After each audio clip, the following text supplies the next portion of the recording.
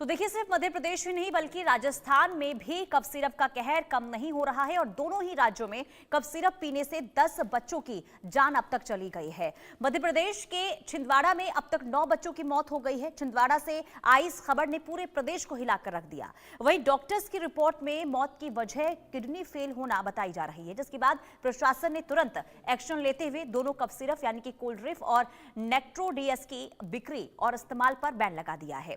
वहीं राजस्थान के भरतपुर में 2 साल के बच्चों की मौत हो गई है। भरतपुर के पीड़ित परिवार का आरोप यह है कि नकली कफ सिरप पीने से उसकी जान चली गई। कफ सिरप पीने के बाद बच्चों की मौत के मामले में जब बढ़ने लगे, इसके बाद मध्य प्रदेश से राजस्थान तक हड़कंप मचा हुआ है।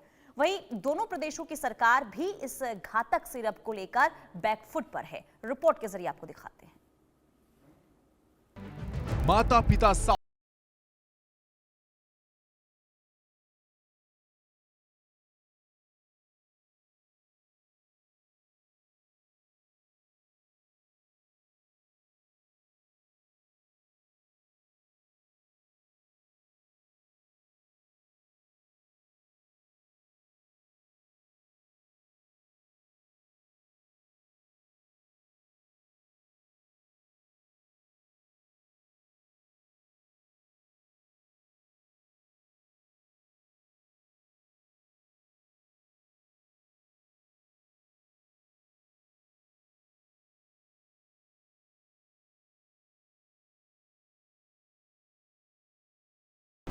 जो किडनी डैमेज होने की वजह बना। देखिए, मैं डॉक्टर के द्वारा कफ सिरप रिकमेंड करी गई वो तो बात ठीक है, चूंकि कफ सिरप जो है वो ड्रग कंट्रोलर ऑफ इंडिया के रिकमेंडेशन के बाद ही या सीडीएसको की जांच के बाद ही, उनको लाइसेंसीकरण के बाद ही मार्केट में आती है, तो वो निश्चित तौर पे मेडिकल स्टोर्स पे अवेलेबल रही होगी।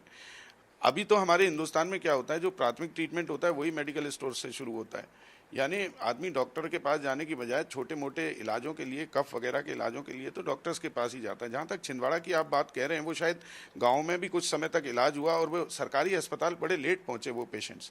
तो जो उन्होंने कफ सिरप का सेवन किया वो मेरे ख्याल से वो प्रॉपर क्वालिफाइड लोगों के द्वारा नहीं किया गया था। मैं बहुत श्योर नहीं हूँ, लेकिन घटना कुछ ऐसी ही है। और इसके बाद जब वो सरकारी अस्पताल पहुँचे तब पता चला कि उनको मल्टी ऑर्गन फेलियर है और उसमें किडनी फेलियर प्रमुखता से है। वहीं कफ सिरप पीने की वजह से बच्चों की मौत के यह आंकड़ा बढ़ता ही जा रहा है। कई बीमार बच्चे अभी अस्पताल में जिंदगी और मौत की जंग लड़ रहे हैं। परासिया में किडनी फेलियर के बाद अब तक 9 बच्चों की जान जा चुकी है, जिसके बाद से प्रशासन और जो मेडिकल टीम है वो लगातार अलर्ट मोड में है। जांच दल सैंपल लेके जा चुका है। पुख्ता रिपोर्ट आने का सबको इंतज़ार है। वहीं कोल्ड ड्रिफ्ट और नेक्ट्रोडीएस सिरप को बैन कर दिया गया है। मैं इस वक्त छिंदवाड़ा के परासिया में सिविल अस्पताल में मौजूद हूँ और आप देख सकते हैं यहाँ बच्चों की जाँच जो है वो आज चल रही है। स्पेशल डीएस के तहत आज बच्चों की जांच चल रही है। यहाँ अगर नॉर्मल बुखार भी बच्चों को है तो यहाँ प्रशासन ने ताकीद की है कि आप उसे सिविल अस्पताल बच्चे को लेकर पहुँचिए, जहाँ पर उसकी तमाम जो जांच है वो हो सके। देखिए, लगातार यहाँ छोटे बच्चों को लाने का सिलसिला जारी है, जिसमें टेम्परेचर बच्चों का लिया जा रहा है, खून की जाँच की जा रही है, नॉर्मल जो उनके सिम्टम्स हैं वो चेक किए जा रहे हैं ताकि किसी भी प्रकार की अनहोनी को रोका जा सके। वहीं 9 बच्चों की मौत की नींद से जागे प्रशासन ने दोनों सिरप को बैन कर दिया है। प्रिकॉशनरी बता देता हूँ मैं आपको। पहले हमने क्या किया था, जब ये बीमारी निकलना स्टार्ट हुई थी तो हमने करीब 1420 बच्चों की लाइन लिस्टिंग तैयार करवा ली थी आशा से, जो किसी न किसी स्टेज में है, वायरल फीवर, खांसी, जुकाम, सर दर्द के।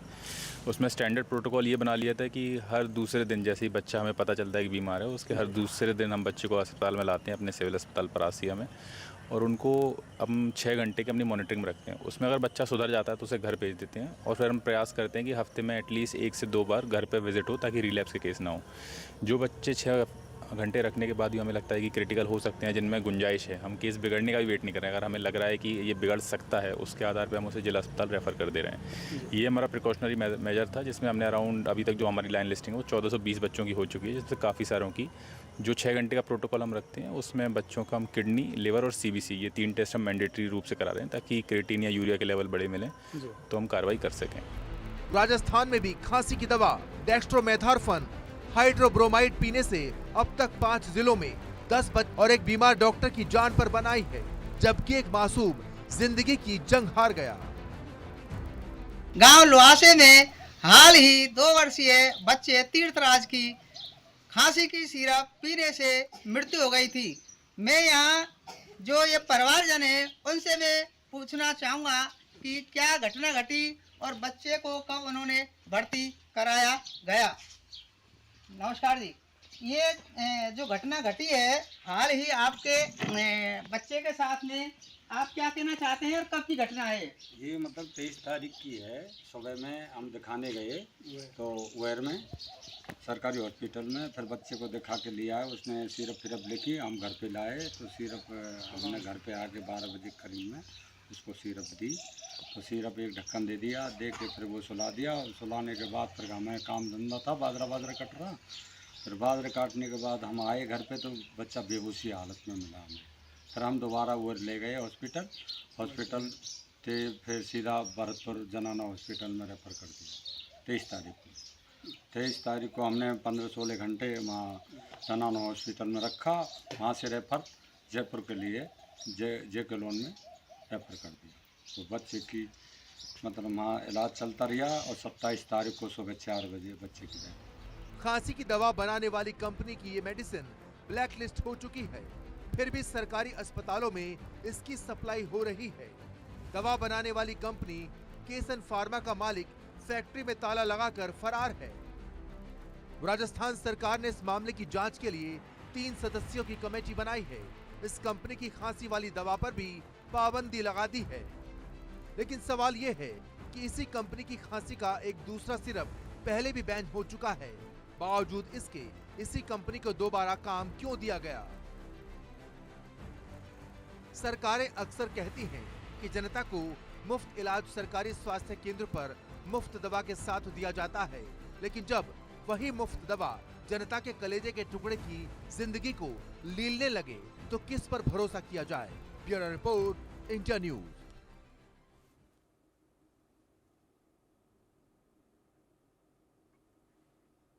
तो देखिए, रिपोर्ट आपने देखी, कफ सिरप किस तरीके से बच्चों की जान ले रहा है। हालांकि एक्शन में इस वक्त सरकार है, सरकार ने रोक लगा दी है। मध्य प्रदेश में भी रोक लगी है, राजस्थान में भी रोक लगा दी गई है। लेकिन चिंता का विषय जरूर है कि आखिर जो ये कफ सिरप है ये बच्चों की जान आखिर क्यों ले रहा है, इसके पीछे की वजह क्या है? क्या जिन अस्पतालों में ये कफ सिरप मिल रहा था, क्या ये कफ सिरप पहले चेक करके अस्पतालों में इसकी सप्लाई नहीं होती है? तमाम ऐसे सवाल है कि आखिर कहाँ पे चूक, कहाँ पर लापरवाही हुई। और आखिर क्योंकि देखिए, अगर हम मध्य प्रदेश की बात करें तो वहां पर 9 बच्चों की जान गई है, राजस्थान में 2 बच्चों की जान कफ सिरप पीने की वजह से गई है। हालांकि अब अगले आदेश तक इन दवाइयों पर रोक लगा दी गई है, लेकिन इसके बावजूद भी जो मौत के आंकड़े बढ़ रहे हैं वो वाकई में कई सवाल जरूर उठ रहे हैं। हमारे साथ हमारे संवाददाता चेतन सेठ जुड़ चुके हैं भोपाल से, और हमारे साथ doctor Sanjay Gupta, senior nephrologist भी जुड़े हुए हैं भोपाल से। सबसे पहले चेतन, मैं आपके पास आऊंगी। देखिए, एक्शन में सरकार जरूर है और कफ सिरप पर बैन भी लगा दिया गया है, लेकिन सवाल यह है कि आखिर जो ये कफ सिरप जो अस्पतालों में सप्लाई हो रही थी, आखिर कहां से सप्लाई हो रही थी और वहां पर किस तरीके से एक्शन देखने को मिल रहा है?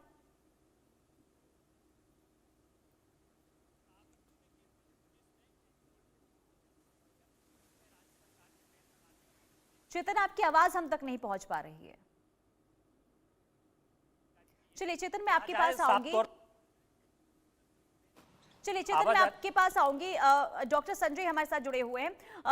डॉक्टर, आप ये जरा समझाइए कि ये जो कफ सिरप को लेकर जो ये मामले सामने आ रहे हैं, लगातार देखिए जो मासूम हैं उनकी जान जा रही है, इसके पीछे की वजह क्या हो सकती है?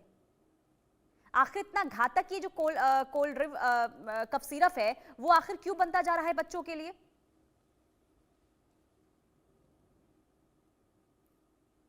सर, आपकी भी आवाज हम तक नहीं पहुंच पा रही है। आपका ऑडियो म्यूट होगा, उसको अनम्यूट कर लीजिए। हाँ जी, अब पहुंच रही है? जी, अब आ रही है। हाँ, देखिए, एक तो बात तय है कि जिन बच्चों की मृत्यु हुई है उन बच्चों की मृत्यु किडनी फेलियर होने की वजह से और मल्टीपल ऑर्गन फेलियर होने की वजह से हुई है। अब किडनी फेलियर का एक कारण जैसा कि बताया जा रहा है, और शायद तमिलनाडु की एक सरकार की एक जांच रिपोर्ट में भी आया है कि इसके अंदर डाइथिलीन ग्लाइकोल की मात्रा आवश्यकता से अधिक पाई गई। वैसे तो डाइथिलीन ग्लाइकोल होना ही नहीं चाहिए किसी भी कफ सिरप के अंदर, क्योंकि उसको यूज नहीं किया जा सकता, वो एक इंडस्ट्रियल सॉल्वेंट है। तो अगर डाइथिलीन ग्लाइकोल की मात्रा है तो उससे किडनी फेलियर और मल्टी ऑर्गन फेलियर होना जो है वो बच्चों के अंदर संभावित है। परंतु क्या कोई डायरेक्ट एसोसिएशन या डायरेक्ट रिलेशन इस बारे में पाया गया है, इसमें अभी भी शक है। क्योंकि यदि इन बच्चों की ब्लड में डाइथिलीन ग्लाइकोल की जांच की जाती या उनकी किडनी बायोप्सी की जाती जिसमें कि ऑक्सलेट क्रिस्टल्स मिलते हैं डाइथिलीन ग्लाइकोल पॉइजनिंग में, तो इस बात को निश्चित तौर पर स्वीकार किया जा सकता था।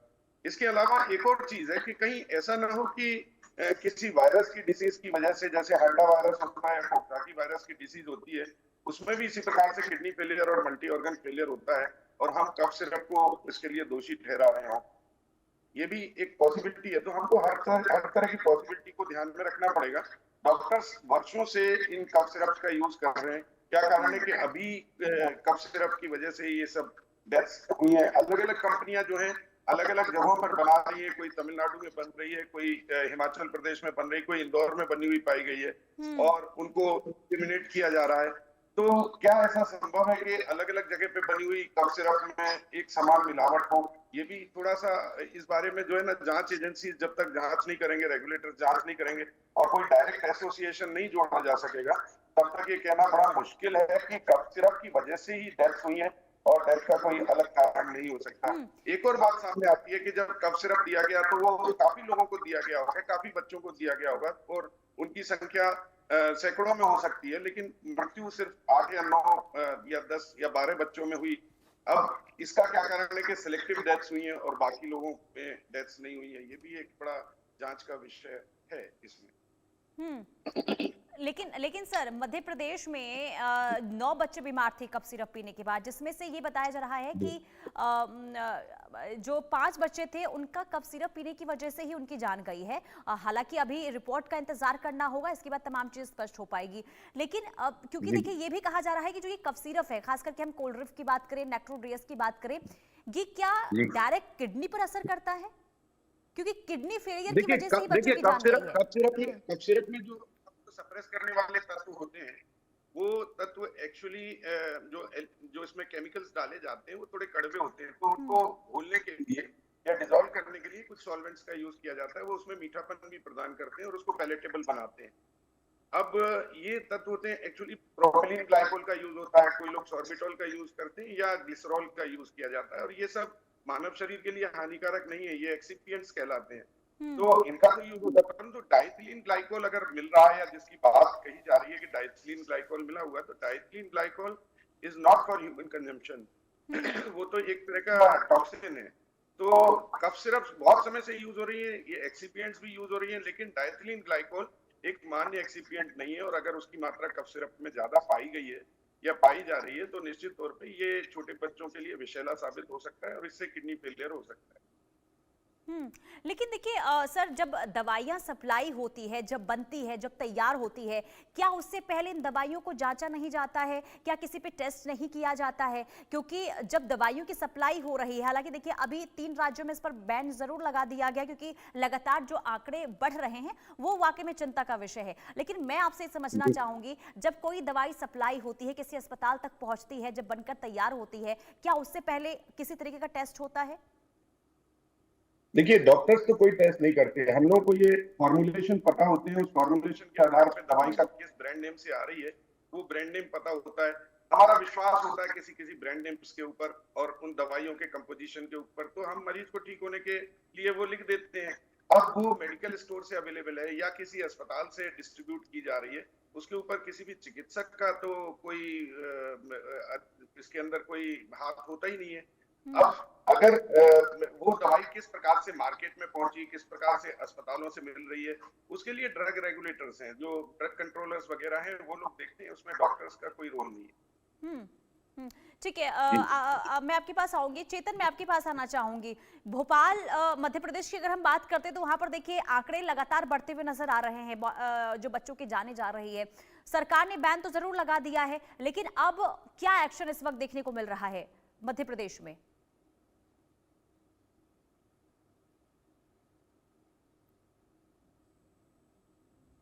चेतन की आवाज मिल रही है आपको?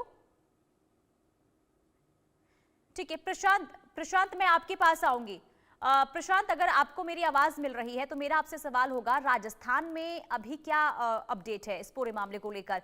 बैन तो है कफ सिरप पर, इसके अलावा किस तरीके से जांच और पड़ताल आगे बढ़ रही है? जी बिल्कुल, देखिए कहे कि जिस तरीके से राजस्थान में मामले सामने आए थे तो जांच रिपोर्ट में, यानी कि जो गवर्नमेंट लैब है उन्होंने 3 जगहों से, झुंझुनू, सीकर और भरतपुर से जो है सैंपल्स लिए थे और उन सैंपल्स के आधार पर कल जब वो जांच रिपोर्ट आई जिसमें 2 अहम लोगों की भूमिका थी, एक कमेटी का गठन किया गया था।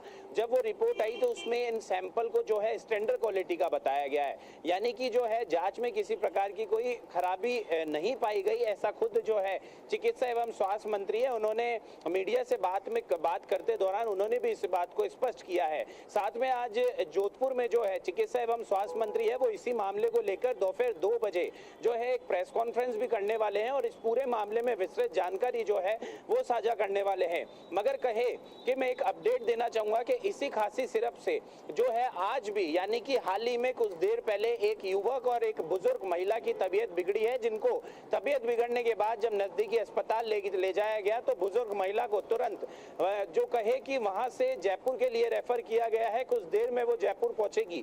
अगर सिरप जो है स्टैंडर्ड क्वालिटी की, हालांकि जो है जरूर रिपोर्ट में बताया गया है, मगर ये सवाल बड़े खड़े होते हैं क्योंकि जब से इस तरीके का मामला सामने आया है तो कहे कि माता पिताओं के मन में कहीं ना कहीं भय की स्थिति है। कोई भी दवाई बच्चों को खांसी या जुकाम से संबंधित देने से पहले वो कतरा रहे हैं, क्योंकि एक ऐसी खांसी की दवा जो बच्चों को सीधे मौत के घाट उतार रही है। साथ में जो कहे कि एक एडवाइजरी जारी की गई है और कल जब ये रिपोर्ट आई उसके बाद में जो ACS है गायत्री राठौड़, उनका ये कहना था कि जो है 2021 में भी जो है केंद्र की तरफ से एडवाइजरी जारी की गई थी कि 4 साल से कम बच्चों को इस सॉल्ट की दवाई नहीं देनी चाहिए। हालांकि जो है रिपोर्ट सामने आने के बाद राजस्थान में अभी भी जो है अग्रिम आदेश तक इस दवाई को किसी भी रूप में वितरित ना करने पर रोक लगाई गई है। साथ में इस सॉल्ट से संबंधित अन्य कंपनियां जो इस तरीके के सॉल्ट को खांसी की दवाई के या सिरप के रूप में बाजारों में बेच रही है, उन पर पूरी तरीके से प्रतिबंध अभी लगाया गया है और अग्रिम आदेशों तक इस दवाई को ना लेने के लिए मैं आपसे जानना चाहूंगी, जिस एडवाइजरी। बुजुर्ग महिला का आप जिक्र कर रहे हैं जिनकी तबीयत खराब हो गई है, कौन सा कफ सिरप उन्होंने इस्तेमाल किया था? जी बिल्कुल, देखिए अभी बताना चाहूंगा कि अभी जो है ये सूचना निकलकर सामने आ रही है कि इसी सॉल्ट की जो है उन्होंने सिरप पी थी, जिसके बाद में उनकी तबीयत बिगड़ी है। और ठीक है प्रशांत, अब बने रहिए। चेतन, मैं आपके पास आऊंगी। अभी मध्य प्रदेश से क्या अपडेट है? लगातार देखिए जिस तरीके से बच्चों की तबीयत खराब हो रही है, एक्शन क्या देखने को मिल रहा है? जांच में अभी तक क्या कुछ सामने आ पाया है? क्या वाकई में कफ सिरप पीने की वजह से ही बच्चों की जान जा रही है या फिर वजह कुछ और हो सकती है? क्या अब तक कुछ सामने आ पाया है इस पूरे मामले को लेकर? बिल्कुल, देखिए छिंदवाड़ा में 9 बच्चों की मौत के बाद राज्य सरकार ने संज्ञान लिया और संज्ञान लेने के बाद तमिलनाडु सरकार को पत्र लिखा था और मध्य प्रदेश के मुख्यमंत्री डॉक्टर मोहन यादव ने ट्वीट कर ये बात की जानकारी दी है। स्वास्थ्य विभाग की ओर से भी एडवाइजरी जारी की गई है, आदेश जारी किया गया है। जो कोल्ड ड्रिप सिरप था उस पर पूरी तरीके से मध्य प्रदेश में बैन लगा दिया गया है। इस सिरप में डायथिलीन ग्लाइड 48% था, जो यानी कि जहर का काम करता है, मानव के लिए बेहद ही खतरनाक होता है। हालांकि राज्य सरकार ने जो तमाम और भी सैंपल लिए गए थे, 12 सैंपल लिए गए थे, 12 सैंपल में से 3 सैंपल जांच के लिए भेजे थे और जांच में से 1 सैंपल की अभी रिपोर्ट आना बाकी है। बताया जा रहा है कि शाम तक रिपोर्ट आएगी, लेकिन तेलंगाना सरकार को जिस तरीके से राज्य सरकार ने पत्र लिखा था, क्योंकि वहां भी पहले से इस सिरप पर बैन लगा दिया गया है। हिमाचल और तमिलनाडु की पूरी कंपनी थी जहां से पूरी सप्लाई होती थी, लेकिन सबसे खास बात ये रही, ये कम से कम एहतियात के तौर पर आ कि इस सिरप की जो दवाई थी जिस कंपनी पर बैन लगाया वो केवल मध्य प्रदेश के छिंदवाड़ा में मिल रही थी। इसके अलावा और कहीं भी ऐसी दवाई अभी तक नहीं पाई गई। लेकिन जिस ड्रग की ये दवाई थी, जो ड्रग थे इस दवाई में, उसके दूसरी कंपनियां हैं उनमें भी इस ड्रग की दवाइयां मिल रही हैं। डॉक्टरों की भी चिंता है और डॉक्टर के ये भी सुझाव हैं कि इस तरह के जो ड्रग हैं, जो अलग अलग कंपनियां जो दवाइयां बना रही हैं, उनकी भी एक बार सरकार को जांच करनी चाहिए, ताकि साफ स्थिति स्पष्ट हो सके कि उन दवाइयों में भी, उनमें भी इस तरह की कोई गतिविधि, कोई दिक्कत जो मानव के लिए खतरनाक हो वो तो नहीं है। क्योंकि इस तरह की जो दवाइयां हैं वो इंडस्ट्रीज तौर पर, इनमें जो केमिकल पाए जाते हैं वो इंडस्ट्रीज में इस्तेमाल होते हैं। खास तौर पर हम बात करें बिंद इलाके की, बिंद इलाके में इस तरह के जो सिरप होते हैं वो बड़े जो लोग होते हैं, जिनकी युवा होते हैं, वो नशे के रूप में इन्हें इस्तेमाल करते हैं। 60-70 रुपए में आसानी से दवाई मिल जाती है और उसको नशे के तौर पर वहां पर इस्तेमाल किया जाता है। हालांकि बड़ा चिंता का विषय है कि 9 लोगों की इस तरह से मौत हुई है और मौत होने के बाद राज्य सरकार ने 3 दिन बाद एक्शन लिया और एक्शन लेने के बाद इस कंपनी को पूरी तरह मध्य प्रदेश में प्रतिबंध लगा दिया। लेकिन अभी भी सवाल कई हैं, क्या इस ड्रग की जो अनेक कंपनियां और सिरप बेच रही हैं, क्या उनकी भी जांच होगी? आखिरकार छिंदवाड़ा तक दवाई कैसे पहुंची? जब एक सरकार ने पहले ही बैन लगा दिया था तो मध्य प्रदेश में दवाई कहां से आई? क्या कोई कंपनी से साठ गांठ है? क्या कोई अधिकारी मिला हुआ है? क्या स्वास्थ्य विभाग के किसी व्यक्ति से कंपनी का जुड़ाव है? तो तमाम सवाल है जो घेरे में, जिनकी राज्य सरकार ने कमेटी बनाई है और कमेटी जल्द इसकी जांच करेगी। जांच के बाद पूरा खुलासा होगा। यानी कि जांच का भी इंतजार करना होगा। ठीक है डॉक्टर संजय गुप्ता, देखिए आपने सुना, क्योंकि अभी तक जो सैंपल लिए गए, 3 सैंपल लिए गए थे, जिसमें से 2 की रिपोर्ट आ चुके हैं, जिसमें ये बताया गया है कि ये मानव के इस्तेमाल के लायक नहीं था। अभी एक रिपोर्ट का इंतजार मध्य प्रदेश में हो रहा है। तो आप इसे किस तरीके से देख रहे हैं? और ये जो कोल्ड रिफ है या फिर नेक्ट्रो डीएस है, ये कितने साल के बच्चों तक इसका इस्तेमाल कर सकते हैं? क्योंकि पहले देखिए कहा गया था कि बच्चों को कफ सिरप नहीं देना चाहिए, लेकिन ये 2 सिरप जिसे लेकर बच्चे बीमार हो रहे हैं, इसके बारे में जरा बताइए। देखिए, अगर आप चिकित्सकीय दृष्टि से मेरा दृष्टिकोण जानना चाहेंगे तो मैं तो यही कहूंगा कि बच्चों को कफ सिरप देना तो कहीं से भी तर्कसंगत होता नहीं है। और खासतौर से डेक्स्ट्रोमेथॉर्फन अगर उसके अंदर है तो 4 साल से नीचे की उम्र के बच्चों को डेक्स्ट्रोमेथॉर्फन देते नहीं है, क्योंकि ये रेस्पिरेटरी डिप्रेसेंट होता है और इससे सांस पर असर पड़ सकता है। ये डेक्स्ट्रोमेथॉर्फन युक्त जितनी भी कफ सिरप्स होती हैं, आपको याद होगा कि कई लोग इसका दुरुपयोग करते हैं नशे के लिए, और इसी वजह से इनका प्रयोग जो है वो मेडिकल स्टोर्स में प्रिस्क्रिप्शन के ऊपर कर दिया गया था। परंतु आज भी हम देखते हैं कि बिना प्रिस्क्रिप्शन लोग मेडिकल स्टोर से सीधे दवाई प्रोक्योर कर लेते हैं, सीधे दवाई ले लेते हैं और उसका दुरुपयोग करते हैं। अब जहां तक बात यह है कि ये 3 सैंपल में से 1 सैंपल पॉजिटिव आया, मैंने डॉक्टर मोहन यादव साहब का ट्वीट भी उसके अंदर देखा है। तो 1 सैंपल जो तमिलनाडु की कंपनी का है उसके अंदर डाइथिलीन ग्लाइकोल पाया गया है। देखना ये कि डाइथिलीन ग्लाइकोल की मिलावट एक कंटामिनेशन थी या डेलिबरेटली किया हुआ एक अटेम्प्ट था कि सिर्फ पैसा बचाने की खातिर जो है प्रोपिलीन ग्लाइकोल या सॉल्बिटॉल या बिसॉल जैसे एक्सिपिएंट नाम मिलाकर एक सस्ता डाइथिलीन ग्लाइकोल उसमें मिला दिया गया। इस मामले के लिए जांच करने के लिए सरकार सक्षम है और सरकार जो भी कदम उठाएगी, मुझे लगता है कि वो जैसे ये प्रिवेंटिव उन्होंने अभी बहुत सारे कफ सिरप्स का तेल रोका है, वो भी एक सही कदम है कि ऐसा ना हो कि कहीं वाकई में ये चीज हो कि कफ सिरप्स कंटामिनेटेड हो और उसकी वजह से डेथ्स हो रही हो। तो ये बात सही है, लेकिन हमको इसका दूसरा पहलू भी देखना होगा, क्योंकि अलग अलग जगह पे अलग अलग प्रकार के कफ सिरप्स की वजह से जो है मौतें कही जा रही हैं। तो इन डेथ्स का आपस में कोई संबंध है या नहीं है या कोई और कारण हो सकता है, ये भी एक जांच का विषय होना चाहिए। तो इसके लिए मेडिकल टीम से गठित करके उसको वो उसी प्रकार से निराकरण होगा। लेकिन सर एक चिंता का विषय ये भी हो जाता है कि देखिए हमने ये भी देखा है कि आजकल परिवार में ये भी देखा गया है कि आसानी से ये जो सिरप हैं खास करके देखिए वो हर घर में मिल जाते हैं। यानी कि अगर आपको थोड़ी सी खराश होगी या फिर गले में दर्द होता है, जुकाम होता है, बिना डॉक्टर के कंसल्ट के आप उस कफ सिरप को पी लेते हैं और कहीं ना कहीं ये भी हानिकारक हो रहा है। और जो पेरेंट्स होते हैं वो बच्चों को लेकर भी इस तरीके से लापरवाही बरतते हुए नजर आते हैं। तो उन लोगों को आप क्या मैसेज देना चाहेंगे? इसमें पब्लिक अवेयरनेस फैलाने की जरूरत है। मैं बताऊं, मेरी प्रैक्टिस में भी डेली कम से कम एक 10 से 20%